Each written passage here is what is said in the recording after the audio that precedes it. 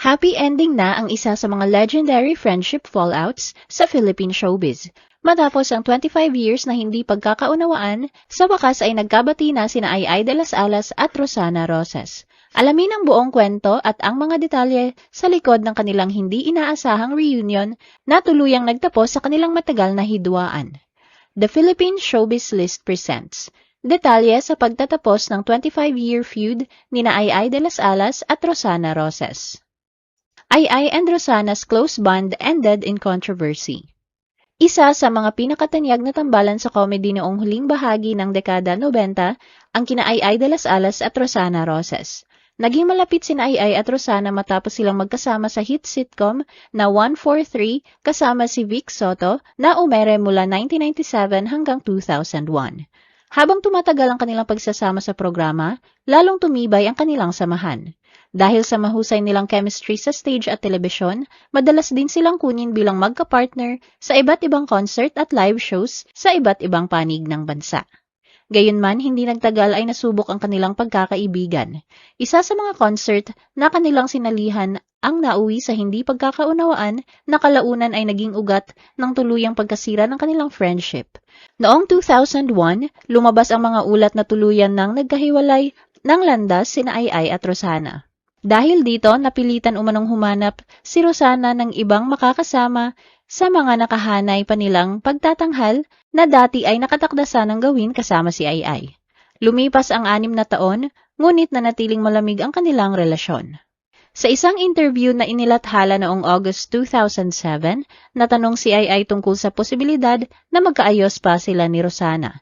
Bago pa man tuluyang maitanong ang issue, sinabi na mismo ni Ai na batid na niya kung ano ang susunod na tanong ng reporter. Ayon sa kanya, hindi nagbago ang kanyang paninindigan sa loob ng 6 na taon at mas pinili niyang wag nang magbigay ng anumang komento tungkol kay Rosana. Batay rin sa mga ulat noong panahong yon, lalo pang lumalim ang kanilang hidwaan matapos umanong magbitiw si Rosana ng isang mabigat na akusasyon laban kay Ai. Malaki umano ang naging epekto nito kay Ai na ikinasama ng kanyang loob at naging dahilan upang tuluyang mabuwag ang dati nilang matatag na pagkakaibigan. Mula noon, madalas nang maging paksa ng usapan sa mundo ng showbiz ang kanilang alitan. Marami ang nanghinayang dahil minsan silang naging isa sa pinakamatagumpay at pinakaminamahal na tambalan sa industriya. Ngunit nauwi rin sa isang matagal na hidwaan ang kanilang magandang samahan.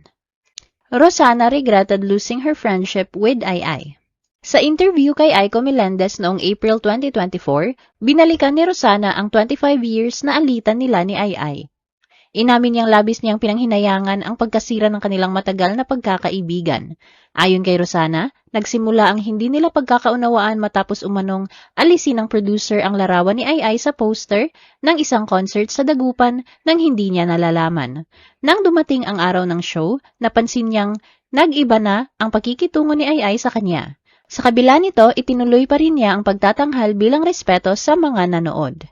Inamin ni Rosana na nasaktan siya sa nangyari, kaya matapos ang programa ay tinanggal niya ang security na siya mismo ang nag-ayos para kay Ai. Doon niya napagtantong yun na ang huli nilang pagsasama sa iisang stage. Aniya, hindi siya ang dahilan ng kanilang alitan at nang hinayang siyang nasira ang kanilang magandang samahan dahil sa desisyon ng producer. Sa kabila nito, mas pinili niyang alalahanin ang masasayang alaala at umasa na balang araw ay magkakaayos din sila. Habang nagtatrabaho sa FPJs ang probinsyano, naikumusta pa niya si Ai sa pamamagitan ng anak nitong si Sancho de las Alas. Makalipas ang 2 taon, natupad din ang matagal niyang hiling na muli silang magkabati. Ai and Rosana reconciled after 25 years. Matapos ang mahigit 2 dekada ng hindi pagkakaunawaan, tuluyan nang nagkabati sina Ai at Rosana. Ang matagal na ang alitan ni Ai at Rosana ay nagwakas matapos ang kanilang hindi inaasahang pagkikita sa taping sa My Best Friend Eman noong July 1, 2026. Kapwa kabilang sa cast ng serye ng TV5 sina Ai at Rosana. Ngunit sa kabila ng ilang buwang magkasama sa iisang proyekto, hindi sila nagkakasabay sa set dahil magkaiba ang kanilang schedule ng taping.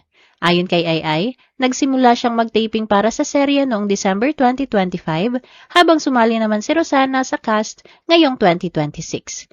Gayunman, Palaging hindi nagtutugma ang kanilang mga eksena kaya hindi sila nagkaroon ng pagkakataong magkaharap. Ikwinento rin ni Ai na noong una ay nabalitaan niyang si Rosana sana ang nakatakdang gumanap bilang kanyang kapatid sa serye. Kalaunan ay nagkaroon ng pagbabago sa casting at si Carmy Martin ang napiling gumanap sa naturang karakter. Nagbago ang lahat ng personal na puntahan ni Rosana si Ai sa kanyang tent sa taping. Ayon kay Ai, agad silang nagyakapan pagpasok pa lamang ni Rosana, na tila ba nabura ang mahabang panahong namagitan sa kanila. Mula noon ay naging magaan ang kanilang usapan. Nagkamustahan sila tungkol sa kani-kanilang buhay, pamilya, mga anak, at maging sa kanilang love life. Naging paksa rin ng kanilang kwentuhan ang mga alaga nilang hayop, ang alagang baboy ni Rosana na si Hebron at ang aso ni Ai na si Sailor. Sa halip na maging awkward ang kanilang muling pagkikita, nauwi ito sa masayang kwentuhan at walang tigil na tawanan. Inamin ni Ai na matagal na rin niyang na-miss si Rosana at ikinatuwa niyang naging natural ang kanilang muling pag-uusap.